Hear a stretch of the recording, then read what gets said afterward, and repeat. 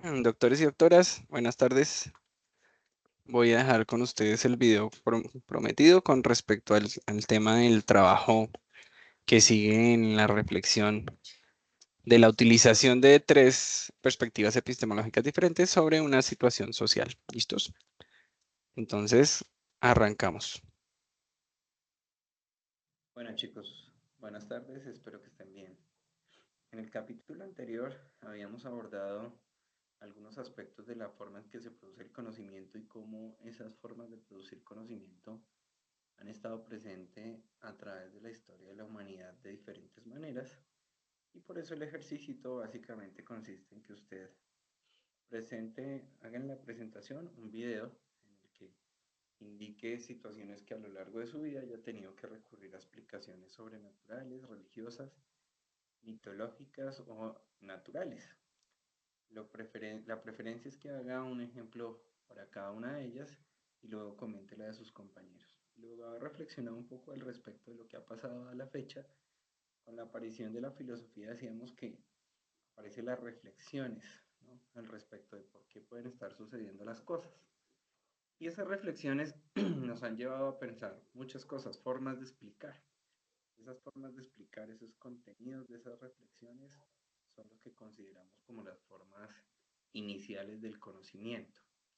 Y decíamos que hasta allí no había demasiado problema, sino hasta que aparece el problema del conocimiento que está relacionado con la comprobación. Y es que eso que reflexionamos a través del pensamiento, ¿cómo lo comprobamos en la realidad?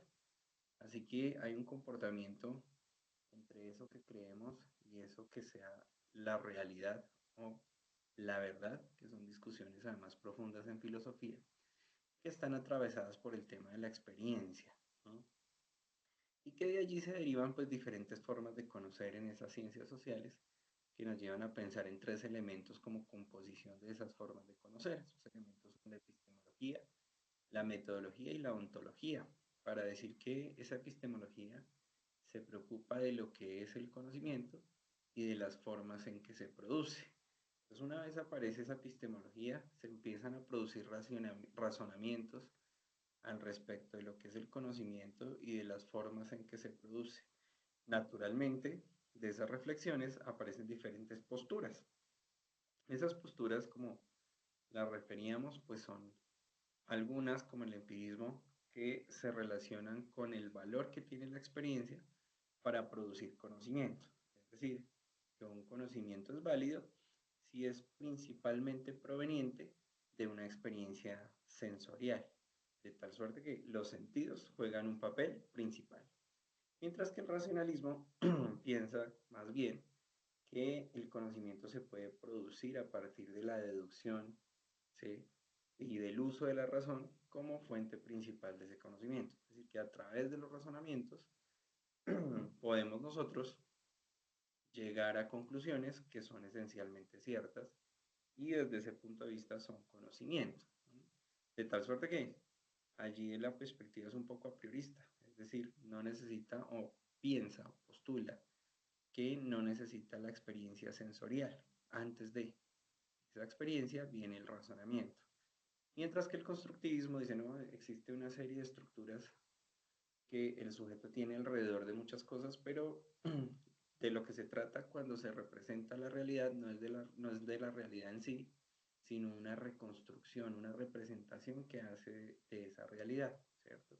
Así que la persona tiene una serie de experiencias, esas experiencias son en principio individuales, y lo que hace son reconstrucciones de esas experiencias a través de procesos cognitivos, de esa información que capta, y a eso considera conocimiento.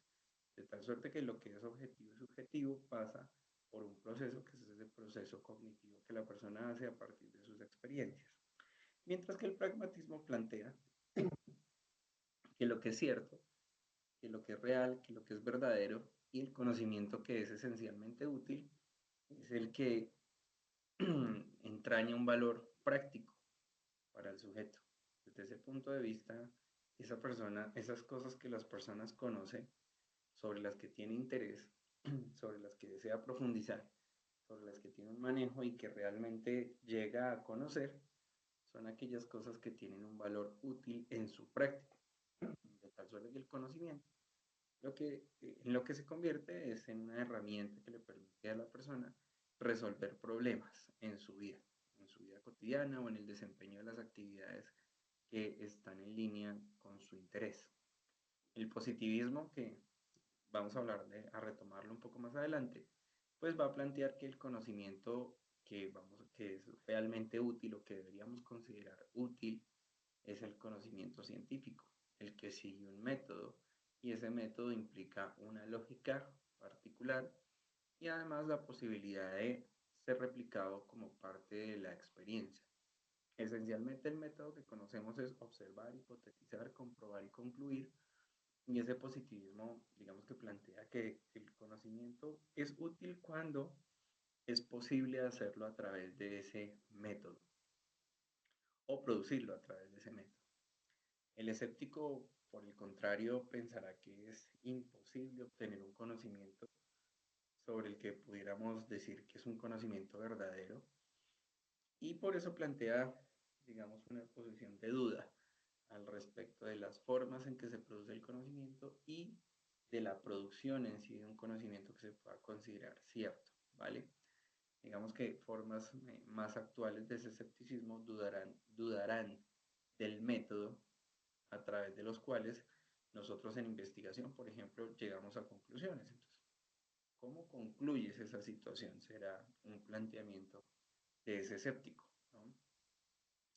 Desde el punto de vista de la fenomenología, pues planteará que eso que considera el ser humano como cierto, como la verdad y como el conocimiento, como las cosas que conocen, son esencialmente las cosas que pasan por su propia experiencia.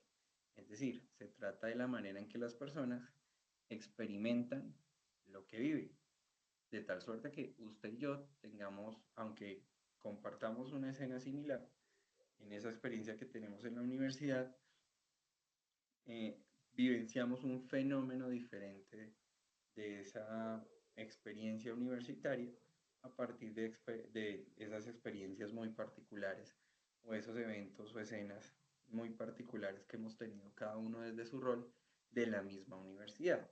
De tal suerte que de lo que se puede hablar desde el punto de vista de la fenomenología es de las maneras como vivimos cada uno de nosotros esa experiencia de universidad, que no es la misma, sino que se corresponde a una manera particularizada de la experiencia, con dificultades o sin dificultades, con problemas o sin problemas, como docente, como estudiante, el fenómeno de universidad, que aunque sea una vivencia más o menos compartida, lo experimentamos de formas diferentes.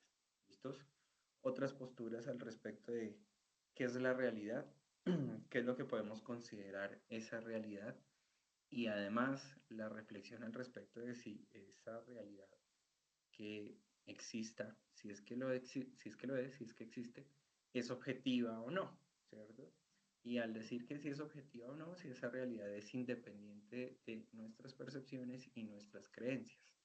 De tal suerte que allí existe un planteamiento interesante para decir que algunos plantean que sí existe una realidad que es objetiva e independiente de nuestras creencias y percepciones, y otros que no, a lo que se consideraría antirrealismo. ¿Vale? Mientras que ese contextualismo dice que pues, las formas en que se produce el conocimiento depende sobre todo del contexto donde se discute alguna afirmación o donde se discute alguna experiencia. Desde este punto de vista, entonces, lo que ha de tenerse en cuenta sobre las maneras en que se produce conocimiento y las conclusiones que alcanzamos desde muchas perspectivas es el contexto a partir del cual llegamos o alcanzamos esas conclusiones. ¿Listos?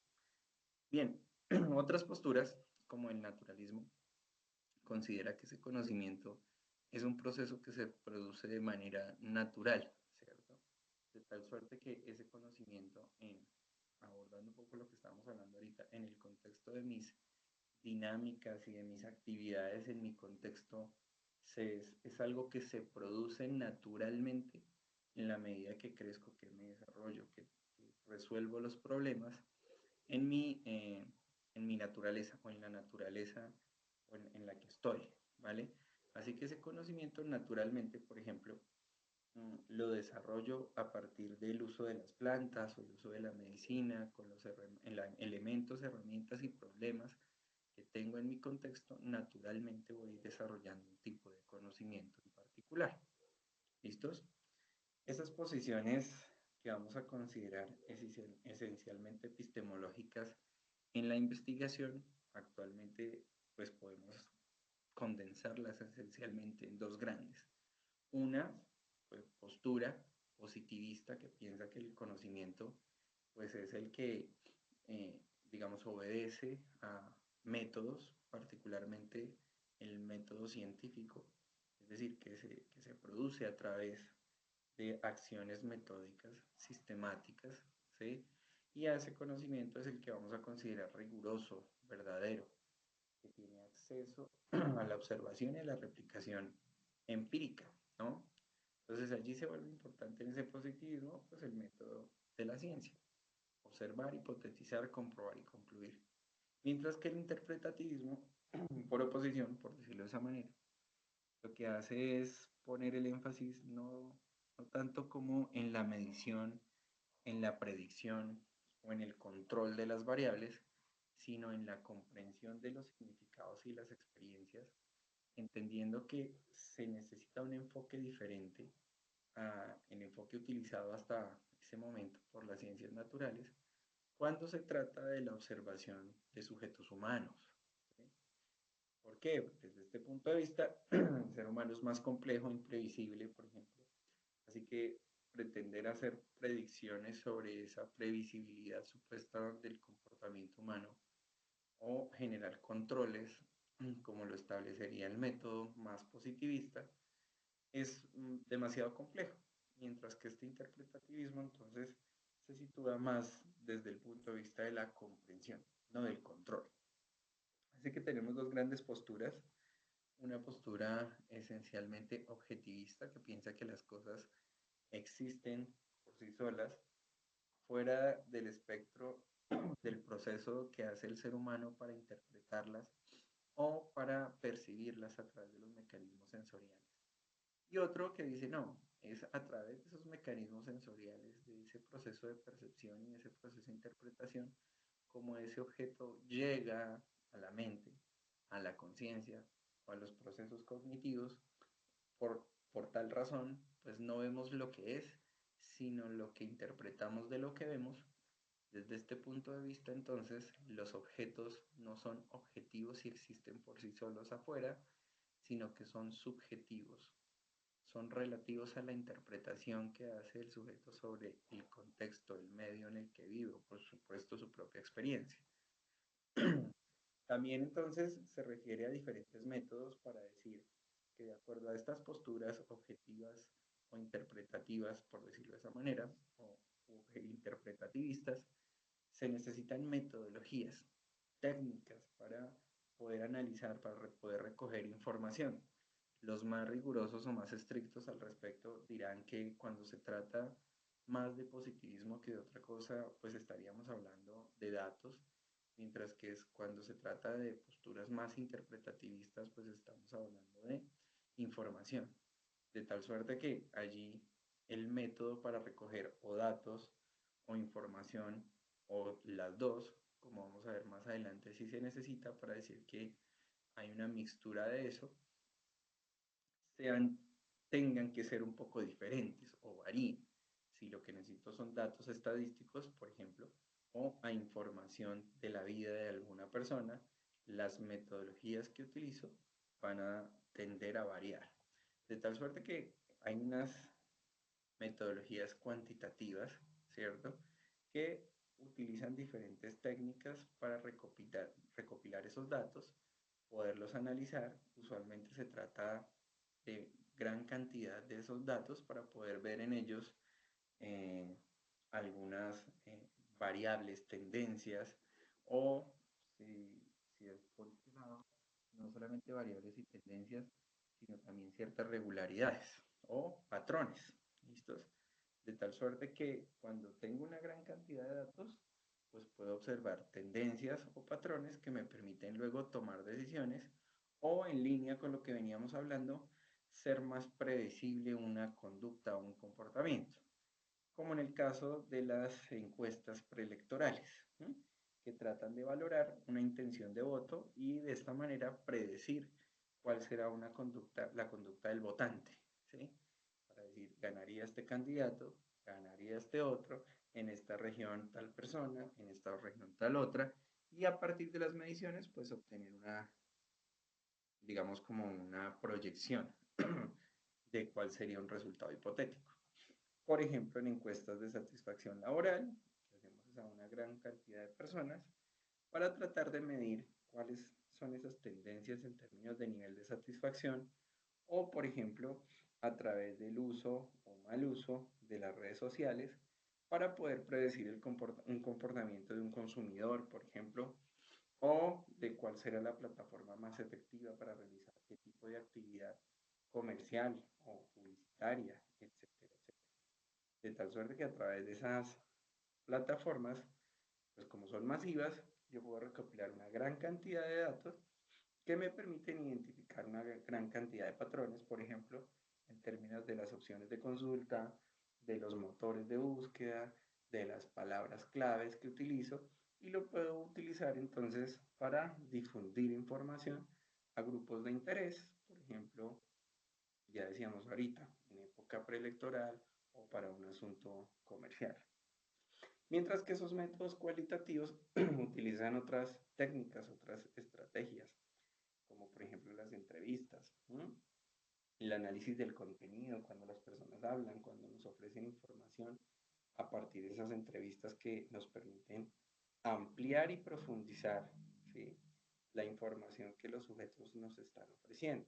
Tal suerte que puedo explorar con más detalle cuáles son las experiencias, cuáles son los significados de esas experiencias que los sujetos con los que yo estoy interactuando a través de estos mecanismos pues me están ofreciendo, ¿vale?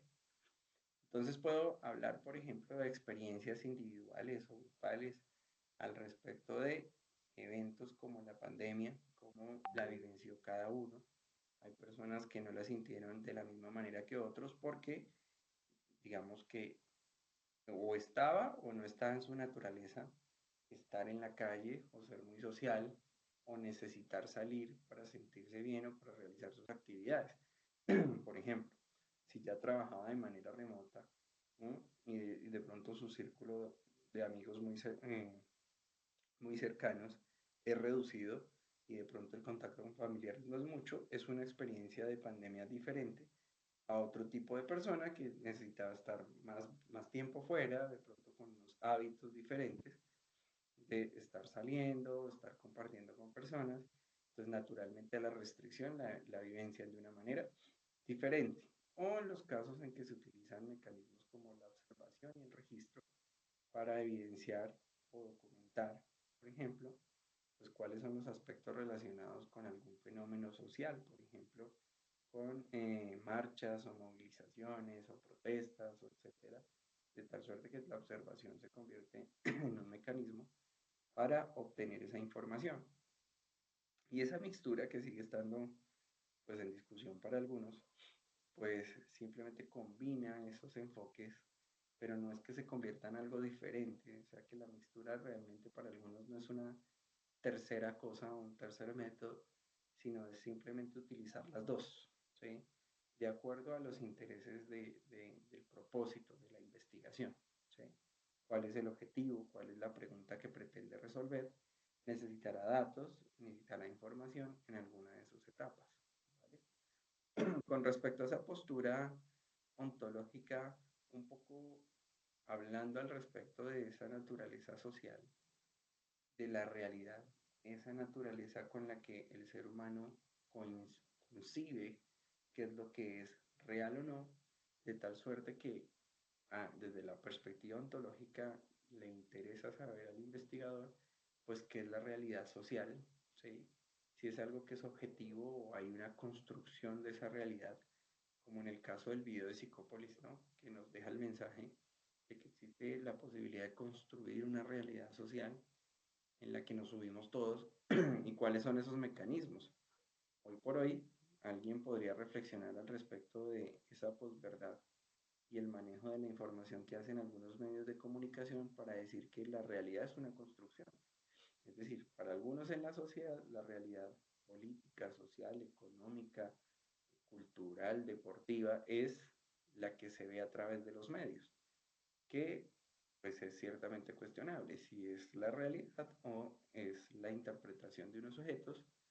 Por ejemplo, en el caso de los periodistas, si abre la puerta a la discusión si están informando o si están opinando, y el oyente o el televidente está asimilando esa opinión de ese periodista, por ejemplo, como una realidad objetiva, ¿va? Entonces, miren la diferencia que hay allí. Si me están informando de manera imparcial, es decir, si me están haciendo una descripción de los hechos, o si lo que me están haciendo es una interpretación de los hechos que además yo como oyente o televidente asimilo como si fuera la realidad, de tal suerte que lo que hago es tomar información procesada por otros para asimilarla como cierta, ¿sí?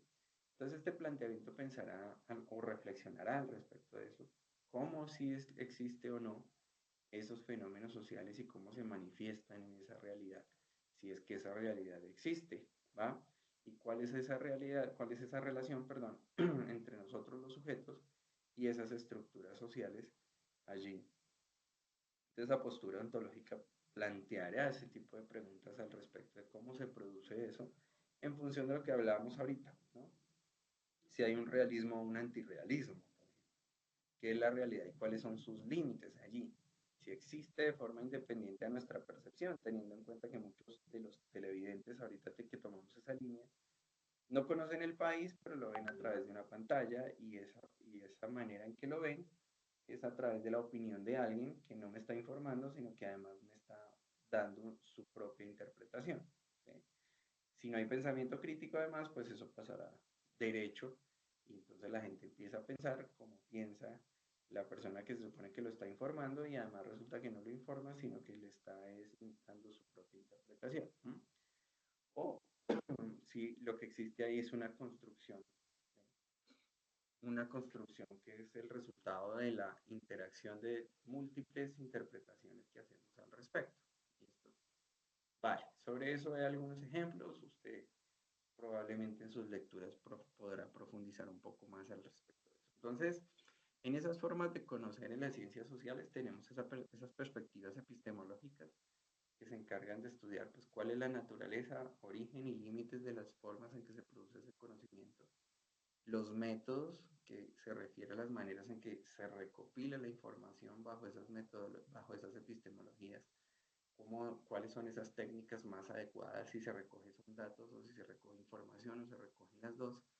Y esas posturas ontológicas pues estudian de qué se trata ese tema de la naturalidad, de la naturaleza de la realidad y por supuesto de las formas en que el ser asimila esa realidad. ¿Listos? Entonces, en investigación social también podemos hacer aproximaciones epistemológicas al respecto para decir que, digamos, han sido abordadas desde diferentes paradigmas y ese paradigma es todo lo que conocemos en un momento determinado. Todos los conocimientos, los métodos, las perspectivas que tenemos en un momento determinado en la historia de desarrollo. Valga la pena decir que ese paradigma se trata esencialmente de teorías principales o hegemónicas o las más reconocidas en un periodo determinado en la historia de la humanidad y particularmente en lo que se refiere al conocimiento, a través del cual aceptamos que, en este caso, son formas ciertas de producir conocimiento, mecanismos adecuados, como el método. Es decir, es una eh, digamos, información hegemónica. Es hasta ahora, digamos, el mecanismo principal, lo que consideramos principal en la producción de conocimiento, sin ser el único, pero que es el más reconocido. ¿No? Entonces, sobre esos paradigmas podemos decir que sobrevive esa filosofía positivista, que actualmente conocemos incluso una versión de ella con el pospositivismo, que vamos a hablar un poco más adelante, aplicado en las ciencias sociales, para decir que pues, sobrevive con gran fuerza. Podemos decir que aún sigue siendo hegemónica esa perspectiva en la que se plantea que la única información que es válida pues, es la que proviene de los datos y esos datos son válidos, son los que se pueden experimentar a través de los sentidos y realizarles o aplicarles un análisis lógico que además puede hacer replicable, ¿no? Plantea entonces que, por eso hacíamos el ejercicio al principio de esas diferentes posibilidades, la humanidad en general pues pasa por tres estados. Uno, un estado que es un estado teológico, ¿cierto? O ficticio, para decir que allí hay una serie de explicaciones que sean eh, ficticias, lo mismo que esas metafísicas o abstractas antes de llegar a un estado científico o positivo, ¿no? Entonces en eso consiste el ejercicio un poco para decir que, bueno, ese tipo de estados que plantean aquí eh, desde esa filosofía positivista, pues aún sobreviven, ¿no? De tal suerte que simplemente en la historia de nuestra propia vida podamos hacer trazabilidad sobre esos tres estados en los que atribuimos a partir de formas de conocimiento teológicas, metafísicas o científicas diferentes situaciones, circunstancias que hemos pasado alrededor de nuestra vida o a lo largo de nuestra vida, ¿no? Entonces aquí hay varias cosas interesantes y la primera es que esto para las ciencias sociales pues implica que si seguimos el mismo mecanismo, pues deberíamos seguir las mismas normas o leyes de las ciencias naturales, ¿no?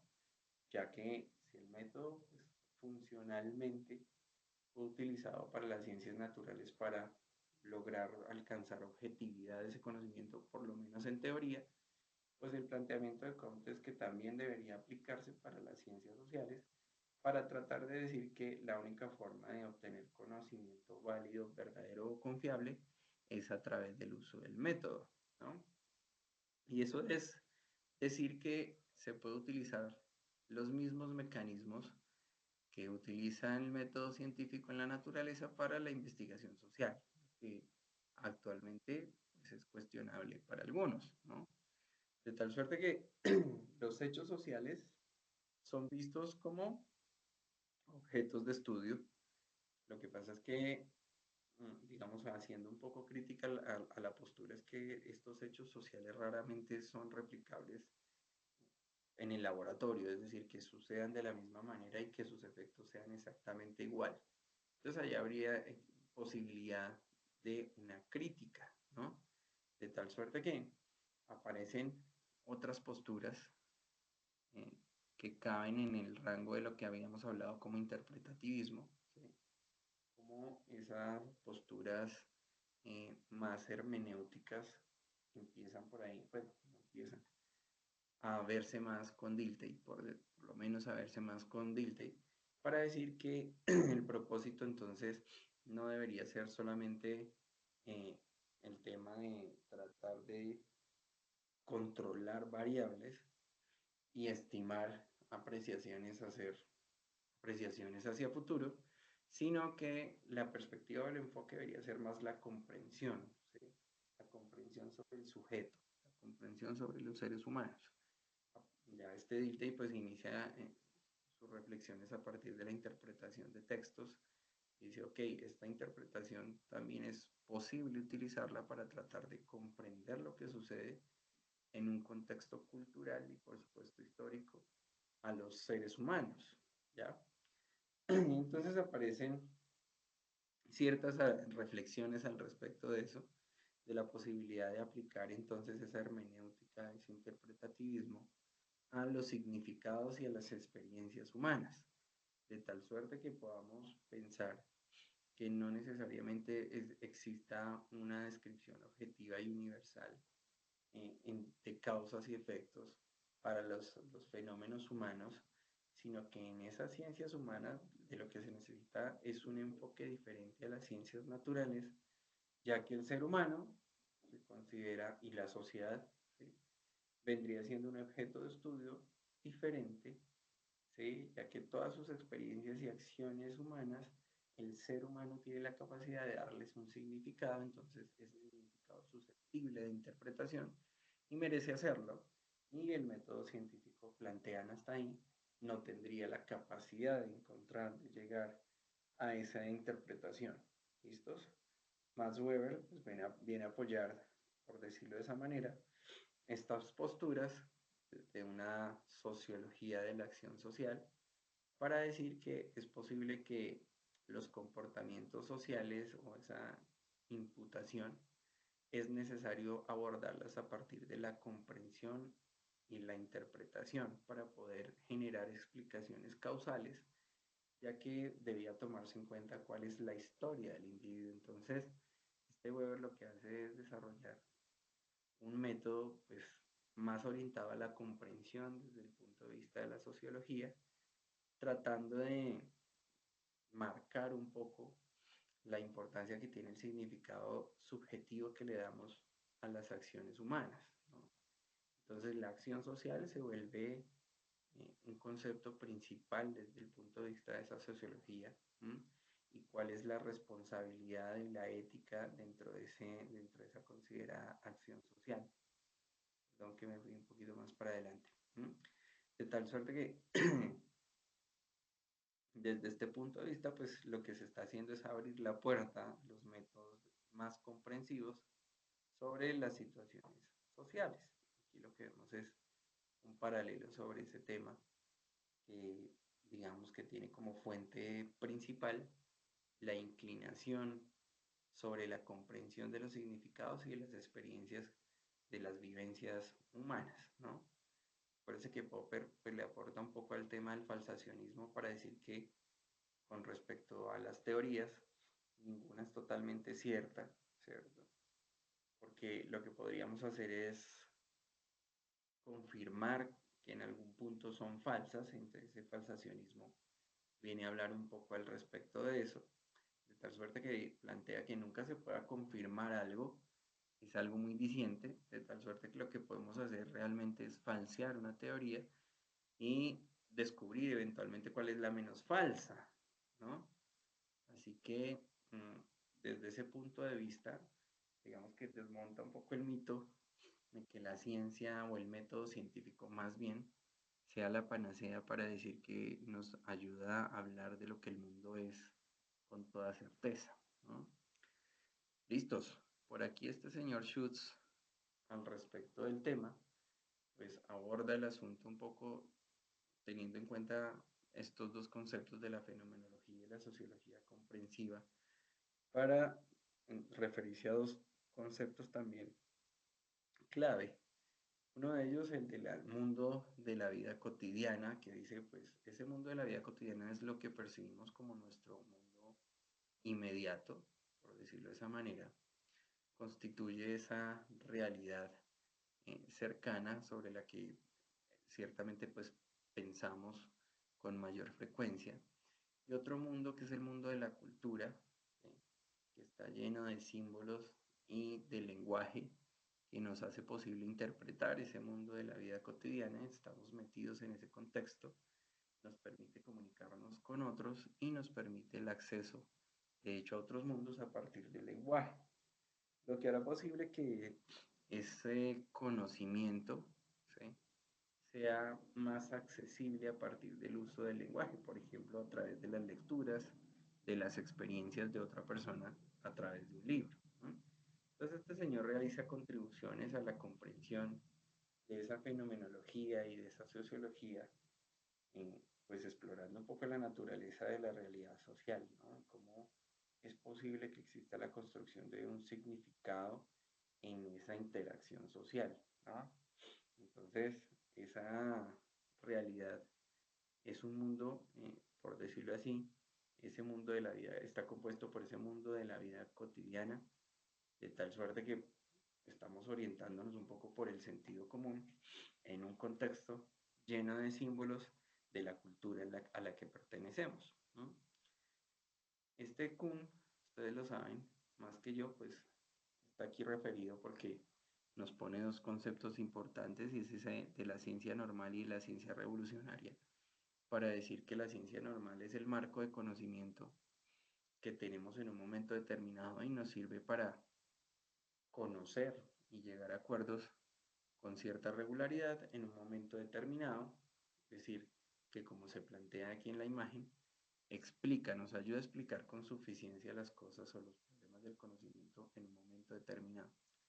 Pero la existencia de esa ciencia revolucionaria aparece cuando existe una transformación de esos marcos explicativos. De tal suerte que Por ejemplo, para el caso de la psicología, podríamos pensar que una psicología que explica con suficiencia el comportamiento humano a través de ese conductismo inicial entraría en el marco de esa ciencia normal que con cierta regularidad me sirve para explicar esa conducta, pero que eventualmente cuando aparece la segunda y la tercera generación, si se quiere, pues estos son aportaciones que corrigen los marcos previos y que me ayudan a precisar o revolucionan la manera en que explicamos la conducta y ahí entonces estaríamos hablando de esa ciencia revolucionaria.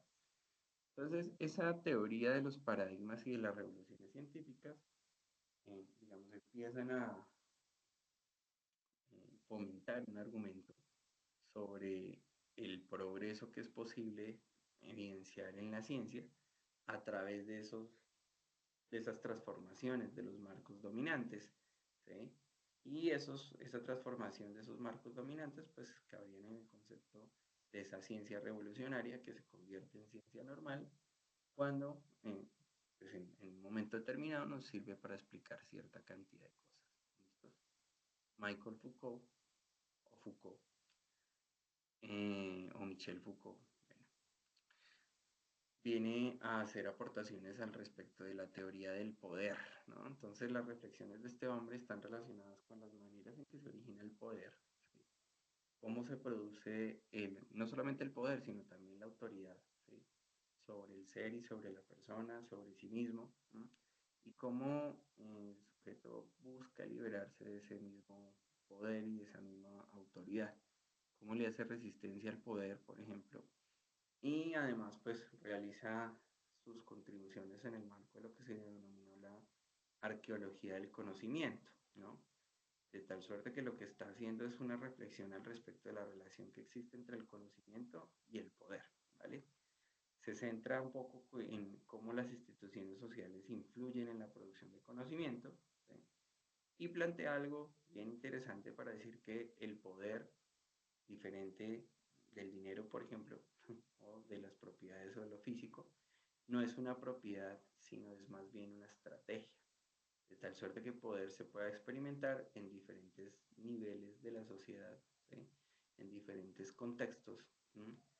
¿Sí? Y aquí pues hay una grafiquita donde lo explica un poco, ¿vale? Pero probablemente usted en sus lecturas lo pueda profundizar un poco, ¿vale? Pero esencialmente dice que ese poder está presente en todos los niveles de la sociedad, que es posible trazarlo a partir de los actos que lo expresan, y no se trata de una cosa, ¿sí? Sino de una forma de relacionarse con los otros que es posible trazar a partir del discurso, ¿sí? Que lo hace posible, ¿vale? Listo. Donna Haraway incluye algunos aspectos importantes como esa teoría del cyborg, ¿sí? Y la teoría de la crítica de la objetividad científica para decir que esa teoría del cyborg tiene que ver un poco con una manera de centralizar los mecanismos de la ciencia, hace una crítica de la objetividad de esa ciencia tradicional y de ese método tradicional. Y lo que hace es intentar un poco explorar las relaciones que estamos teniendo, cada vez más, valga la pena decir, entre los seres humanos y la tecnología, ¿no? Para decir que en esta era de la tecnología, las personas podemos experimentar, por ejemplo, otro tipo de conexiones, no solamente con otras personas al otro lado del mundo a través del uso de esa tecnología, sino con la tecnología misma, ¿no?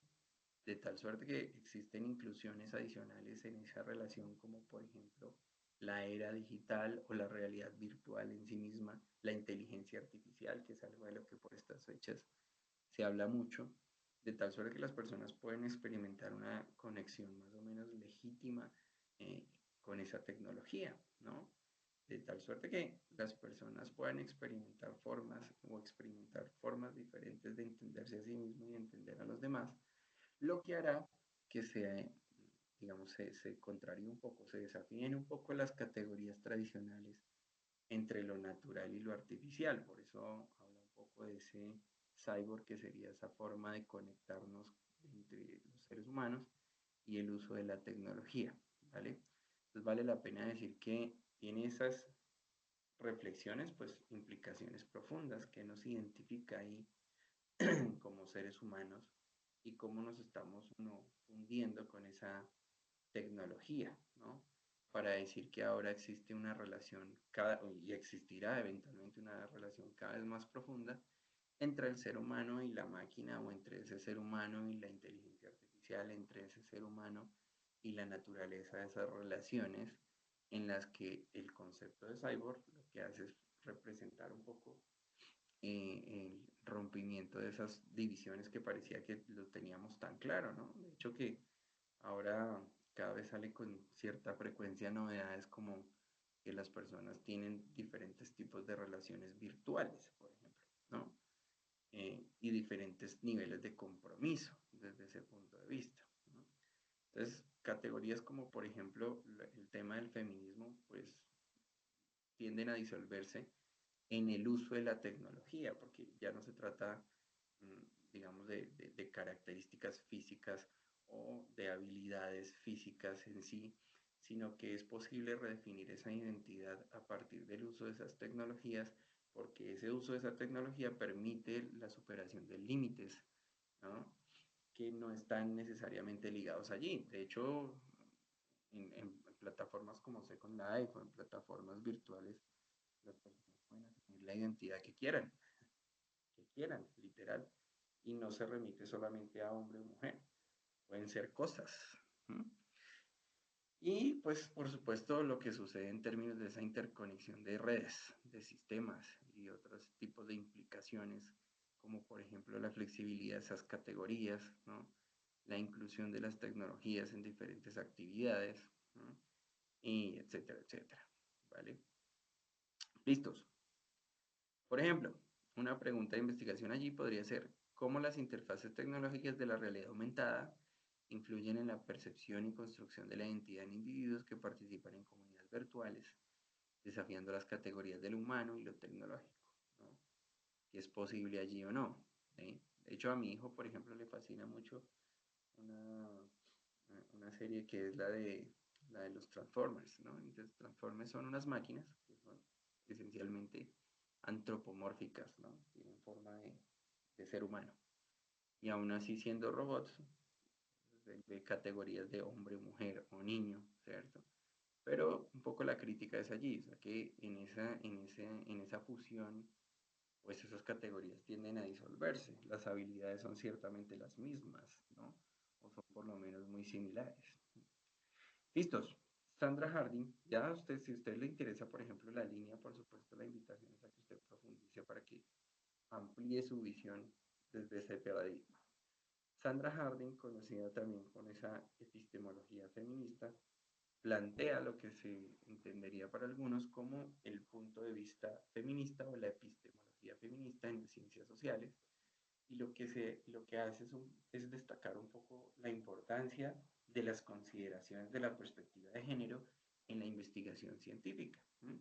De tal suerte que lo que hace es plantear la necesidad de tener un enfoque más inclusivo y también reflexivo de las formas en que se ha venido produciendo el conocimiento y de las maneras en que eventualmente se va a seguir produciendo ese conocimiento. Y desde ese punto de vista, pues la invitación que hace es a reconocer que existe una influencia de estructuras de poder que están relacionadas además con asuntos de género y de raza, ¿no? Entonces hace reflexiones al respecto de cómo quizá en la historia de la humanidad es posible que se le haya limitado los derechos a ciertas mujeres a desarrollar sus habilidades o desarrollar la producción de conocimiento, tanto así que se hacen atribuciones sobre descubrimientos a hombres en lugar de a las mujeres que eventualmente o que efectivamente los realizaron. Entonces hace una crítica a esa noción de objetividad y neutralidad en la investigación científica sobre ciertos elementos y la base del argumento es que usualmente lo que hacen es expresar o reflejar intereses dominantes. ¿No?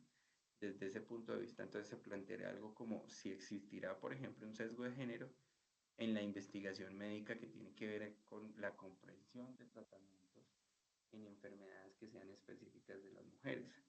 y decir si existirá o no un sesgo allí cuando el médico, por ejemplo, es un hombre, ¿no? En ciencias sociales, entonces ya, mire, ya tenemos diferentes perspectivas que podemos ver ahí. Una de ellas, entonces, aquí están señaladas como pospositivismo, interpretativismo hermenéutico, crítico marxista, funcionalista, estructuralista, constructivista y feminista del que ya hablamos. Ese pospositivismo, digamos que parte de una crítica al respecto de la objetividad que hemos venido hablando al respecto, que planteaba ese positivismo, que era posible a través del uso del método y un solo enfoque, de tal suerte que en este enfoque metodológico el pospositivismo tiende a la mixtura, tiende un poco a la combinación de métodos cuantitativos y cualitativos, porque reconoce la importancia de la subjetividad y la reflexividad que necesita el investigador para aproximarse a los fenómenos cuando estos son fenómenos sociales. De tal suerte que reconoce que la realidad es compleja, ¿sí? Que el conocimiento es la combinación de datos y un proceso interpretativo. Entonces la investigación mixta, pues desde este punto de vista toma fuerza y parece naturalmente la respuesta a esas críticas sobre la objetividad y la complejidad de los fenómenos humanos, ¿no? Entonces, ejemplos de esto, ¿cómo influyen las condiciones socioeconómicas junto con las narrativas y percepciones individuales en la participación ciudadana, por ejemplo? Y percepción de bienestar en comunidades urbanas en Colombia. Entonces aquí la pregunta, que es compleja, por supuesto, no solamente nos requiere de una ruta cuantitativa, es decir, de contar cosas o de escribir. Acuérdense que para el enfoque cuantitativo de la investigación, describir es medir, o describir unas intenciones o un comportamiento económico, sino además comprender ciertos elementos adicionales, por lo cual sería más pertinente la investigación mixta que solamente la cuantitativa. Entonces, preguntas como esta lo que hacen es reconocer que los fenómenos sociales son complejos, ¿no? Que necesitan considerarse factores objetivos, como por ejemplo socioeconómicos, como los factores subjetivos, por ejemplo, como las narrativas o las percepciones. Entonces, ese pospositivismo lo que hace es utilizar esos métodos mixtos, combina datos cuantitativos con cualitativos para tratar de complementar la comprensión de la realidad social, en el caso del ejemplo, en la realidad social colombiana. ¿No? ¿Listos? Ese paradigma interpretativo hermenéutico, decíamos, lo que trata de hacer es centrarse en comprender los significados sociales de las interpretaciones que hacen cada uno de los sujetos, y desde ese punto de vista, pues lo que usted evidencia es que hay un reconocimiento de la importancia de la subjetividad en la interpretación y en la investigación social. Es decir, para interpretar fenómenos sociales es muy importante considerar la subjetividad, ¿no? Entonces, desde este punto de vista, este enfoque pues utilizará métodos tanto cuantitativos como cualitativos, pero esencialmente cualitativos, como la observación, la entrevista y el análisis textual. Entonces, miremos que el pospositivismo se flexibiliza un poco en esa mixtura. El paradigma interpretativo hermenéutico pues viene a soportar esa flexibilización con ese enfoque en interpretar hechos sociales y la manera en que los sujetos pues vivencian unas experiencias particulares a través de su subjetividad. La teoría crítica y el enfoque crítico en general, que es muy importante, pues digamos que viene a aportar eh, bastante en términos de decir que lo importante allí no es solamente comprender lo que está sucediendo, ¿sí? No solamente describirlo desde el punto de vista cuantitativo, comprenderlo desde el punto de vista interpretativo, sino que tiene una inclinación hacia la transformación de circunstancias. Por supuesto, la teoría crítica nace en la cuna, por decirlo así, de planteamientos como los que hace Karl Marx, para no decir marxismo, ¿cierto? En los que esas relaciones de poder pues, son importantes. Y entonces esa inclinación sobre la teoría crítica pues nace sobre la necesidad de transformación de estructuras sociales que son esencialmente opresivas o que se perciben esencialmente como opresivas. Entonces, desde ese punto de vista, en la teoría crítica, y si usted más adelante pues va a estudiar un poco va a ver cómo desde el punto de vista de ese crítico social o esa teoría crítica, no es solamente importante la comprensión, sino también la transformación. Esta teoría crítica viene a plantear eso, la necesidad de generar transformación de estructuras sociales, para no decir estructuras sociales opresivas solamente o exclusivamente, sino sí, es la transformación de esas estructuras sociales. Entonces utiliza métodos esencialmente críticos, hermenéuticos y combina enfoques cualitativos y cuantitativos para analizar de qué manera esas estructuras de poder generan algún tipo de opresión. Entonces, se extiende un poquito más allá del marxismo clásico, por decirlo de esa manera. Incluye críticas a la cultura, críticas a la industria, a la tecnología, a la sociedad, a las formas en que se maneja esa sociedad. ¿Mm? Y pues bueno, cada vez se hace más amplio, ¿no? De hecho, eh, el profesional de la universidad se supone un profesional con pensamiento crítico, ¿no? Entonces, mire que este enfoque es bastante interesante, ya que el planteamiento es no solamente que la sociedad necesita quien la comprenda, sino quien le otorgue herramientas para emanciparse y transformarse, eventualmente avanzar. No solamente entender la sociedad, sino transformarla. Entonces, ¿cuáles son los focos de este enfoque crítico? Las cuestiones relacionadas con el poder, con la desigualdad, con la justicia social, ¿sí? El conocimiento entonces cumple una función y es el de emanciparse de la opresión. Sobre eso entonces sabemos que hay aportes al respecto del análisis del capitalismo, de lo considerado como la lucha de clases y cómo el capital está detrás de la toma de decisiones sociales, ¿cierto? El capital, como a pesar de que tengamos, por ejemplo, en esas estructuras sociales personas que nos representan, realmente, ahí va la crítica, ¿no? No toman decisiones que nos representen, sino que representan el capital que los respalde, por ejemplo, el capital que los pone ahí como representantes y que se mueve detrás de ellos como intereses y se comporta no como intereses sociales, sino como intereses de privados o como intereses del capital, ¿m? Que está en manos de esos privados, ¿vale? Entonces allí sí se generarían unas diferencias de esa naturaleza que son posibles en esas luchas de clase, ¿no?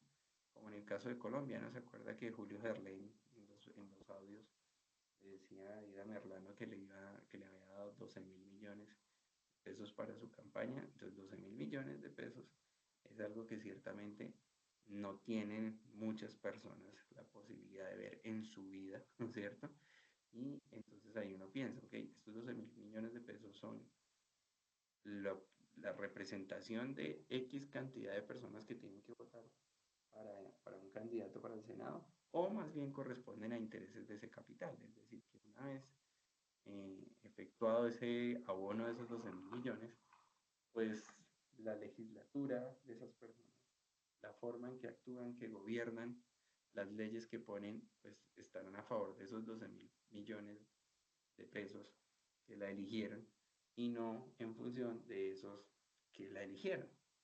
Bueno, reflexiones de esa naturaleza habrán muchas más. Bueno, por supuesto, detrás de ellos análisis sociológicos, filosóficos, para poder hacer crítica de esa sociedad en la que vivimos, en la que convivimos todo el tiempo, ¿vale? Entonces, mire que hay unas ideas de Marx que decíamos ahorita, centradas en esas estructuras de poder, la desigualdad, la crítica a las instituciones y entender cómo transformar esas condiciones sociales que son esencialmente injustas, implican los métodos que hablamos, cualitativos, cuantitativos, para poder evidenciar esas relaciones de poder. Por ejemplo, si es que necesitamos hacer un análisis cuantitativo sobre las diferencias, hablando de esas clases, entre el tipo de persona que puede pedir un préstamo de 12.000 millones de pesos y el resto de colombianos, que sí o no pueden acceder a ese valor.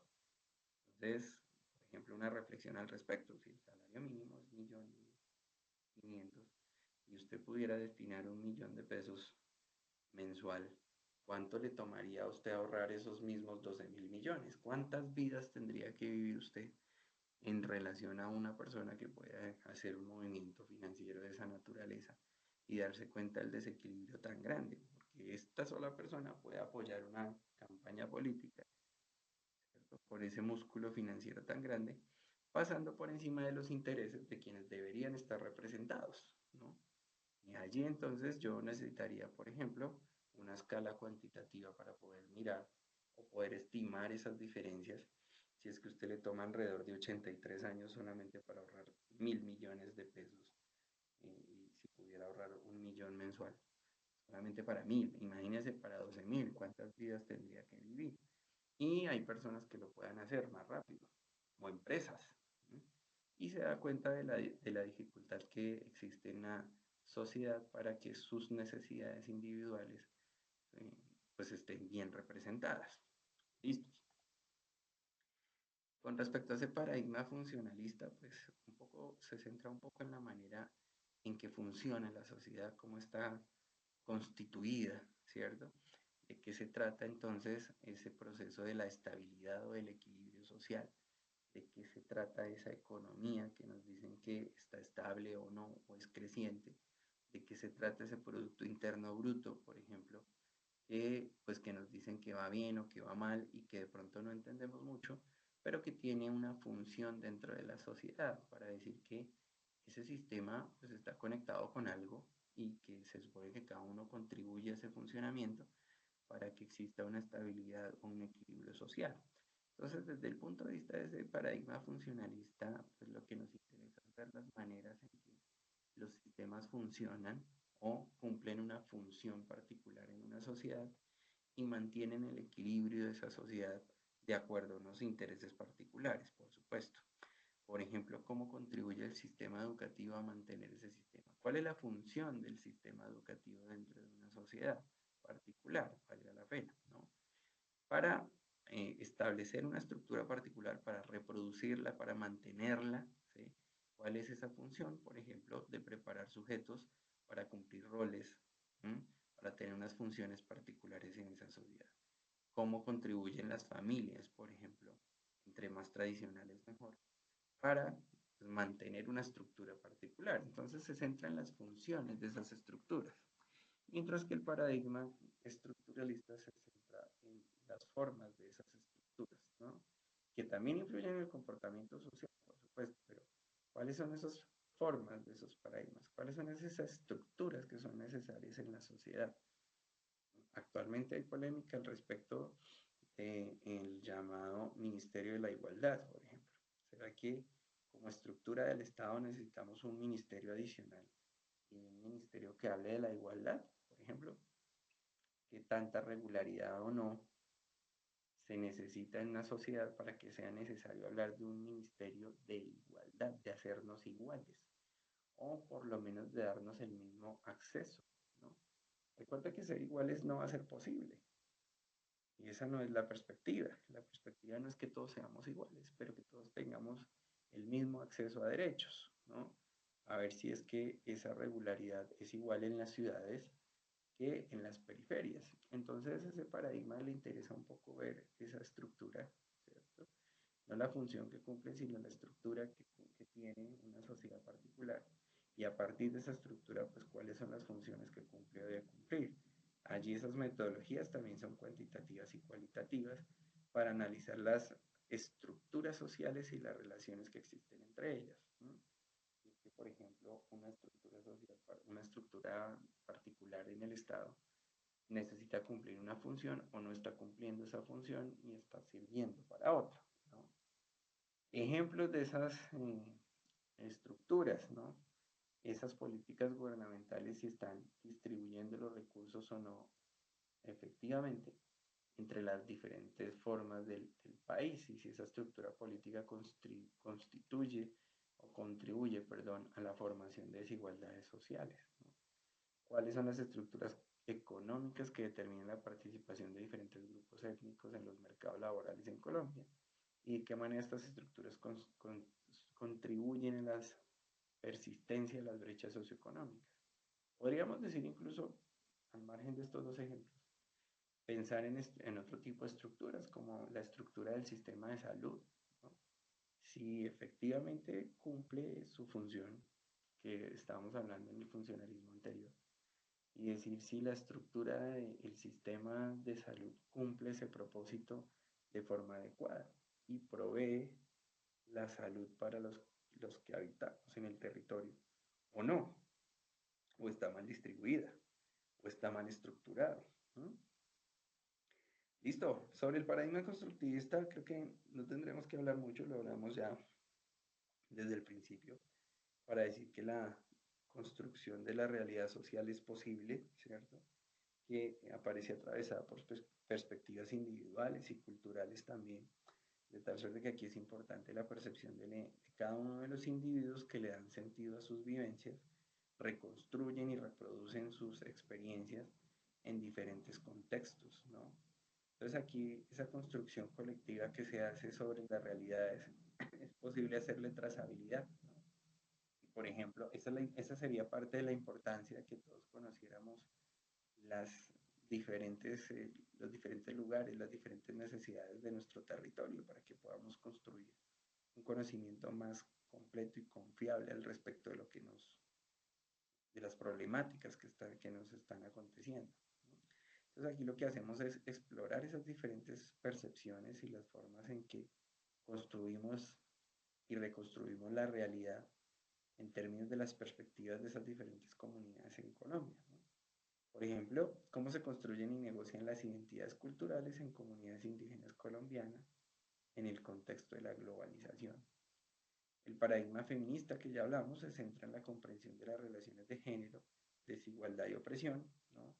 Tratando de abordar y corregir los sesgos que hayan acontecido a lo largo de la historia de nuestra sociedad a partir de la elaboración de esas desigualdades o esos sesgos de género que hayan podido aparecer en esa historia de la realidad. Bien, hemos llegado al final del proceso de esta primera parte que tenía como propósito pues tratar de cristalizar un poco lo que ustedes están haciendo como parte de sus lecturas. Entonces, para la primera evidencia, la solicitud es que ustedes tomen por lo menos un problema de nuestra sociedad actual, un problema social actual, cualquiera, ¿cierto? Y usted haga una presentación en PowerPoint en el que la visualice desde el punto de vista de tres paradigmas sociales diferentes, ¿sí? Y pueda abordar esos tres elementos que mencionamos como esos elementos o aspectos metodológicos, epistemológicos y ontológicos, que aquí nosotros lo vimos por aquí atrás, para analizarlos, ¿no? ¿Cuáles son esos elementos que están ahí asociados en esos tres aspectos? Ya, en estos tres aspectos, ¿no? Epistemológicos, metodológicos, ontológicos, para que usted evidencie que hizo las lecturas correspondientes y que entiende que es posible abordar estos fenómenos sociales desde tres perspectivas, tres paradigmas epistemológicos diferentes en ciencias sociales, de tal suerte que, por ejemplo, usted tome el pospositivismo, el feminismo y el constructivismo para analizar el mismo fenómeno social desde esas tres perspectivas, teniendo en cuenta esto, su epistemología, las metodologías y esta perspectiva, esta forma de conocer ontológica, ¿vale? Cuídense mucho, como siempre. Feliz tarde. Por supuesto, les colocaré especificidades de las instrucciones en su plataforma para que la tengan presente. Hasta luego. Hasta pronto.